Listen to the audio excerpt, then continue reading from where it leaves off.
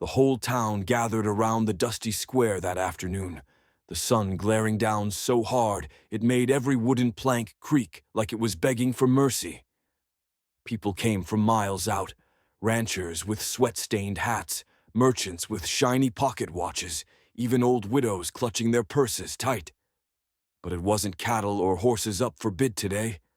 No, it was something far worse. Standing on a makeshift platform next to the auctioneer with his oily smile was a small boy. Couldn't have been more than 10. Dirt smudged his cheeks, his shirt 2 sizes too big and torn at the shoulder. His eyes were the worst of it. Wide, scared, already looking half dead, like someone who'd learned too young that this world didn't promise kindness. Folks muttered to each other, whispering words like pity and shame, but not a soul stepped forward to stop what was about to happen. They all just watched, as if it was entertainment. Then through the crowd came a slow, steady clomp of heavy boots, spurs clicking sharp against the wooden boards. Heads turned. It was Hank Dobson, a rancher known for his rough edges and fists that solved problems quicker than words. He was built like a bull, with sunburned skin and a beard that hadn't known a razor in weeks. Nobody expected him to be there, let alone to care about an orphan. He pushed through the front, squinting at the boy, then at the auctioneer. His face didn't give away a thing. Not anger, not pity, not even curiosity. Just that hard-set jaw of a man who was about to change everything. The auctioneer cleared his throat, his voice cracking in the heat as he forced a grin. "Well, folks, here we got a fine young boy, strong for his size, could help out on any farm or household. Who'll start the bidding at $5? A murmur rolled through the crowd. Some shook their heads, others whispered about how shameful it was to sell a child like livestock. Yet still, no one raised a hand. The boy flinched every time the auctioneer's hand fell on his shoulder, his eyes darting around for any sign of mercy. Hank Dobson watched all this with the same stone face, arms crossed over his chest. The auctioneer shifted uncomfortably and tried again. "All right, how about $3? Surely someone could use an extra pair of hands. Think of the chores, the savings." A dry laugh cracked from somewhere in the back, but otherwise silence swallowed the square. The boy hugged himself tighter. For a brief second, his eyes met Hank's, and something seemed to pass between them, something raw and wordless that went deeper than pity. Then Hank took a slow step forward. He didn't bid. Instead, he said in a voice that rumbled like distant thunder, "How much to stop this right now, and let the boy come with me, not as property, but as my own." The crowd gasped. The auctioneer stammered, blinking like a man caught in a lie by the preacher himself. The auctioneer's mouth worked up and down like a fish out of water, no words coming for a moment as sweat pooled under his hat brim. Finally, he sputtered, "Now hold on, Mr. Dobson, that's not how this works. The boy was left in my charge by the county after his folks died in that fever last winter. He needs to be, well, placed properly, under legal bidding." But Hank didn't budge. His boots stayed rooted in the dust, his broad shoulders squaring up like he decided the matter was already settled.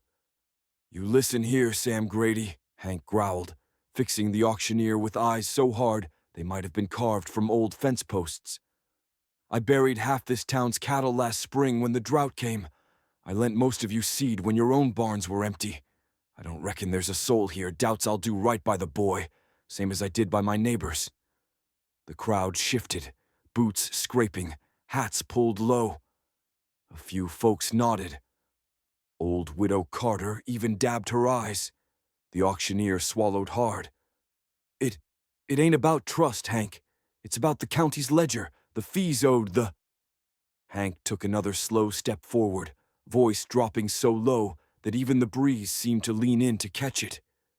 "How much, Sam? Tell me the sum on that ledger. I'll pay it here and now, in full.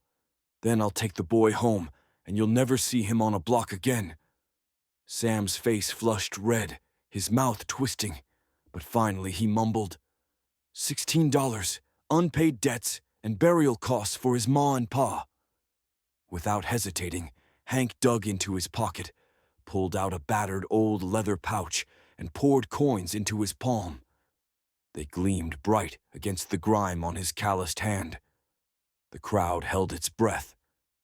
Hank didn't count them, just handed them over in a heavy clink of silver and brass. Sam caught the weight of it, his shoulders sagging. Hank then looked at the boy and gave a tiny nod. "Come on, son. Let's get you out of this sun." The boy stood frozen, tears filling up those wide eyes, before finally stumbling off the platform and wrapping his skinny arms around Hank's waist. Hank rested a rough hand on the boy's head, gentle in a way that seemed to surprise even him. The boy clung tighter, like he thought if he let go for even a second, the world might snatch him back. Around them, the people who'd come to gawk and maybe snatch up cheap labor just watched in a hush that felt almost sacred. Hank cleared his throat and looked out at the crowd. "Any of you got something more to say about this?" he asked, his voice low but edged in steel. Nobody did. One by one, hats came off and eyes dropped to the ground. Even the auctioneer seemed eager to melt into the crowd. With that settled, Hank tipped his hat to no one in particular and started leading the boy toward his wagon. Each step they took was slow and uncertain, as if the boy couldn't quite believe he was leaving that platform behind. When they reached the old wooden cart, Hank lifted the boy up by the waist and set him gently on the seat, then climbed up beside him.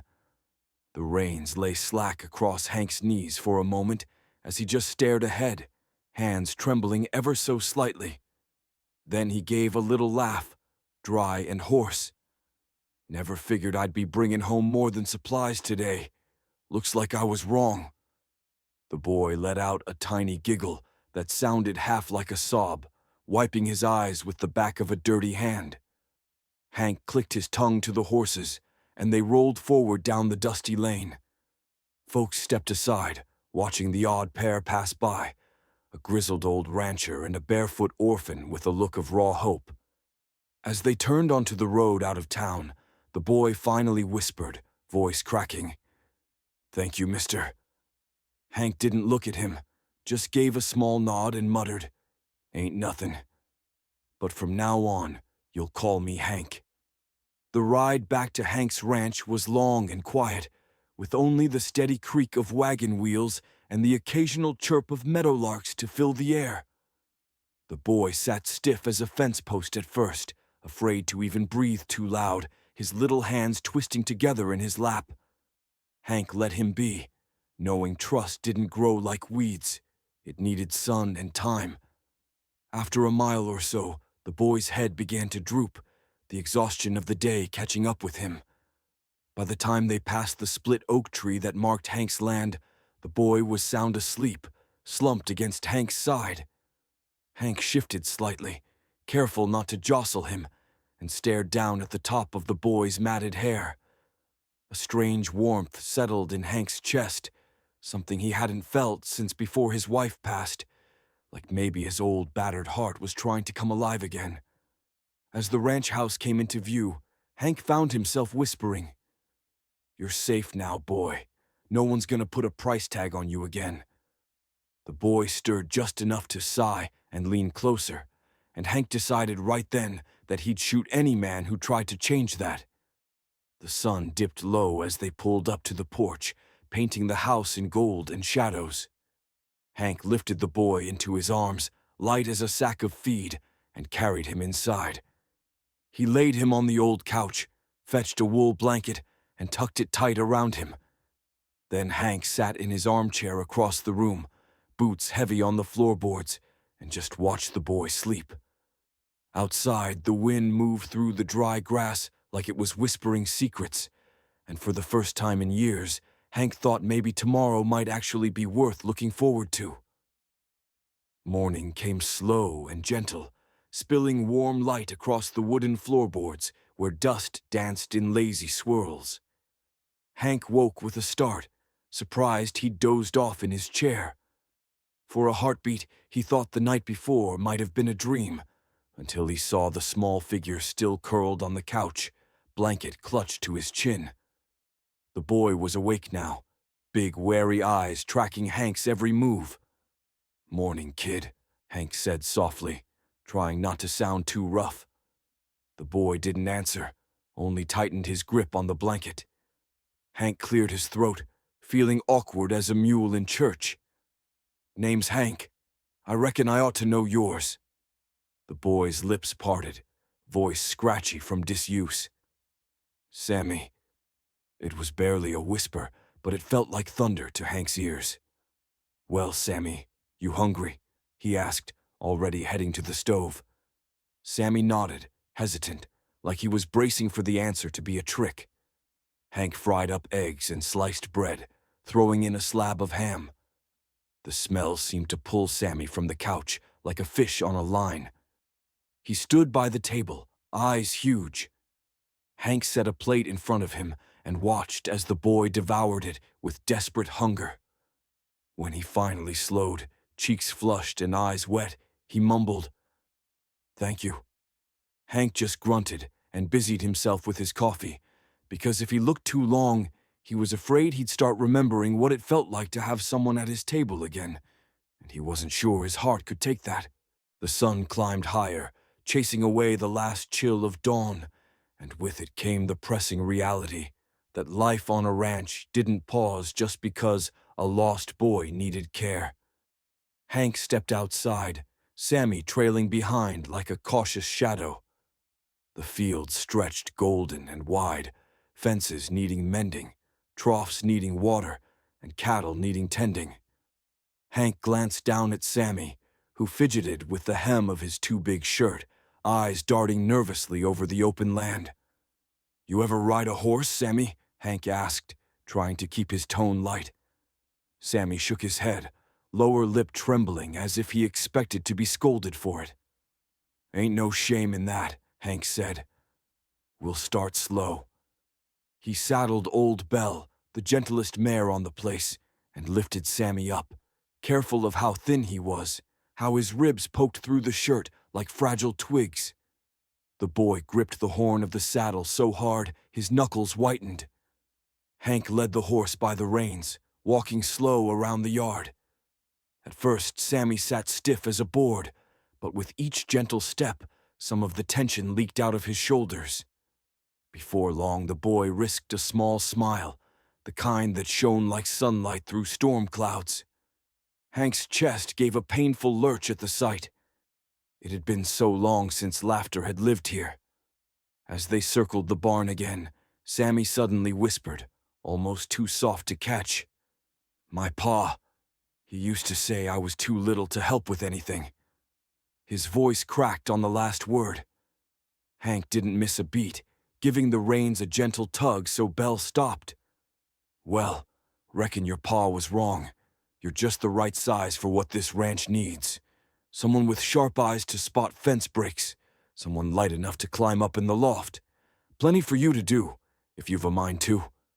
Sammy blinked rapidly, looking down as if ashamed of the hope blooming across his face. Hank gave his shoulder a solid pat, rough hand lingering a moment. "We all start somewhere, Sammy, and I figure we start today." By mid-morning, Sammy was following Hank everywhere, a small shadow trying hard to step exactly where the big rancher's boots had trod. They checked water lines, scattered feed for the chickens, and then walked the long fence on the east side where storms liked to blow down the posts. Sammy didn't say much, but his eyes were alive now, darting to every rabbit that bolted, every hawk that soared overhead. When Hank paused to tighten a wire, he handed Sammy a small hammer. "Think you can drive this nail in there?" The boy nodded, biting his lip in concentration. His first few taps were timid, but Hank didn't laugh or take over. Instead, he waited, patient as the earth itself. On the fourth try, Sammy gave the nail a solid strike that sank it halfway. He jerked back in surprise, then grinned. a real bright grin that made him look like the child he still was. Hank let out a slow breath he didn't know he'd been holding. "That's the way of it," he said. Little by little, they worked until sweat dripped from under Hank's hat and Sammy's thin hair stuck to his forehead. Finally, they took shelter under an old cottonwood, drinking from Hank's battered canteen. Sammy looked up, his face serious. "Why'd you bid for me, mister?" "I heard folks whisperin', said you didn't need nobody, that I'd just be another mouth to feed." Hank stared across the prairie, heart heavy with all the words he couldn't say. About lonely nights, about the empty chair across from him at supper, about how sometimes the silence of the ranch was so deep it felt like it might swallow him whole. "Maybe I did it 'cause I figured you needed me more than I needed help. Maybe I did it 'cause I was tired of eating alone." Sammy's small hand inched over and gripped Hank's sleeve. He didn't say anything, but the way he leaned just a little closer told Hank everything. That evening, Hank cooked up a pot of beans and sliced fresh bread, setting 2 plates on the table without even thinking about it. Sammy sat there wide-eyed, his back straight, hands folded, as if he didn't dare touch anything until given permission. Hank smiled faintly. "Dig in, boy. Food's no good sitting there getting cold." Sammy hesitated just a moment longer, then scooped up a spoonful of beans so fast some spilled down his chin. He froze, clearly waiting for a scolding. Hank just chuckled and passed him a napkin. "Ain't nobody here gonna fuss over spilled beans. You keep eating like that, you'll be outgrowing me in no time." Sammy swallowed hard, like he was pushing back tears, and gave a small nod. After supper, Hank took his coffee out on the porch, letting the cool breeze wipe away the day's sweat. Sammy followed, carrying a tin cup of water. They sat together, watching the sun burn down into a sea of gold behind the hills. Without warning, Sammy leaned his head against Hank's arm, tired beyond words. The gesture was so natural, so full of trust, that Hank felt something crack open deep inside. Something he'd boarded up tight after Mary died, after the crib stayed empty. His breath shook, but he put a hand on Sammy's shoulder, holding the boy close. In that quiet, a sense of peace settled over the porch like a warm quilt. For the first time in years, Hank didn't feel like he was just waiting out his days until the dirt finally took him. He felt needed. And maybe, just maybe, he could still be good at something that mattered. Days rolled by, and Sammy fit himself into Hank's life like he'd always been meant to be there. The boy rose early without complaint, helping feed the chickens and pour water for the horses. He was small, but eager, and Hank found himself teaching Sammy little by little how to mend a loose fence board, how to brush down a restless mare, how to check the well for signs of drying. Each evening they sat together on the porch, sharing supper and watching the stars prick through the dark. Sammy talked more now, telling stories of the mother he could barely remember and a father he'd never known, his words stumbling over sadness, but always finding their way back to laughter. Hank listened, nodding, sometimes ruffling the boy's hair. The truth was, Sammy's stories filled the empty rooms of Hank's heart just as surely as his footsteps filled the cabin. One afternoon, while they were gathering eggs, Sammy looked up at Hank and said real soft, "You think I could ever stay here for good? I'd work hard, I promise." Hank stopped cold. The question hung between them, heavy as an anvil. He'd never let himself dream that this might be more than temporary. But seeing Sammy there, clutching the egg basket with hope burning in his eyes, Hank realized he'd already made up his mind days ago. Hank knelt down right there in the straw, looking Sammy square in the eyes. The boy's breath caught, as if he feared the worst. Hank rested a calloused hand on his shoulder and said, "Son, this place has been too quiet for too long. I reckon I've been waiting for you more than you were ever looking for me." Sammy's lip trembled, eyes shining like he might burst from joy or sorrow, or both. Hank drew him into a rough hug, felt how thin those shoulders still were under his big hands. "You stay here as long as you want," Hank murmured against the boy's sandy hair. "Matter of fact, I'd be right honored if you called this your home." Sammy clung to him, hiccuping through tears that weren't all sad, and when he finally pulled back, he wiped his eyes with the back of his wrist and beamed so wide it made Hank's chest ache. They spent the rest of the afternoon side by side, fixing a crooked barn door that had bothered Hank for years but never seemed important enough to mend. Now it felt like every nail they drove in, every board they straightened, was sealing their new little family tighter together. That night Sammy surprised Hank by kneeling at the foot of his bed, hands folded. "I'm thanking God," he explained shyly, "for letting you find me." Hank watched him, throat too tight to speak, and when he finally managed words, they were hoarse with wonder.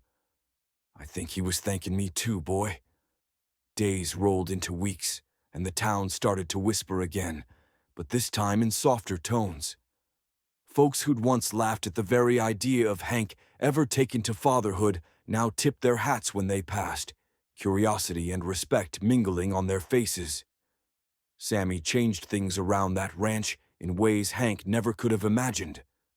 The boy chased chickens with gleeful abandon, mended fences with small, eager hands, and somehow even coaxed old Bess, Hank's cranky mule, into accepting apples from his palm. Hank found himself laughing more in those weeks than he had in years. He even caught himself singing off-key one morning as he poured feed into the trough, and when Sammy peeked around the corner giggling, Hank just winked instead of feeling embarrassed. At night they'd sit on the porch, Sammy curled up under Hank's heavy arm, the boy's head resting against his chest. They'd watch fireflies blink to life across the fields, hear the coyotes yipping far off under a sliver of moon. One evening, Sammy whispered, "You reckon my ma and pa see us sitting here?"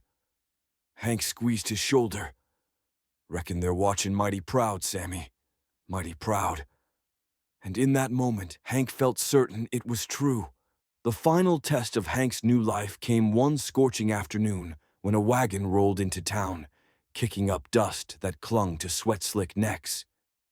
Out stepped a slick stranger in a black coat too fine for ranch country, holding papers and talking fast about debts left unpaid by Sammy's real kin. Claimed the boy was his by-law, some distant cousin come to collect what he called his burden. The townsfolk gathered, murmuring, some with pity, some with nosy delight. Sammy's hand crushed tight around Hank's, little knuckles white. Hank listened, face carved from stone, until the stranger dared lay a hand on Sammy's shoulder. Quicker than a rattler's strike, Hank's grip was on the man's wrist, squeezing till the stranger yelped. Hank spoke low but with a thunder that rolled right through every soul on that street. "This boy ain't some burden. He's my blessing. And if you aim to take him, you'll need more than fancy words. You'll need to drag me to hell first." The stranger blanched, bluster gone, and the crowd shifted, siding silent and firm behind Hank. The man left with only his dust for company. Sammy looked up at Hank with eyes so full of trust, it near split Hank's chest wide open. That night on the porch, Sammy asleep against him, Hank stared at the stars, feeling the weight of his old loneliness gone, replaced by something tender, strong, and worth every fight. And if you're the sort who believes in signs, you'd say that very moment, a falling star cut across the sky like a promise. Now, friend, if this tale of rough edges turning soft and love finding a home where it least expects stirred something in you, don't just ride off. Hit that subscribe and stay close. There's more stories out here in the dusty heart of the West that'll twist you up and put you right again, just like this one.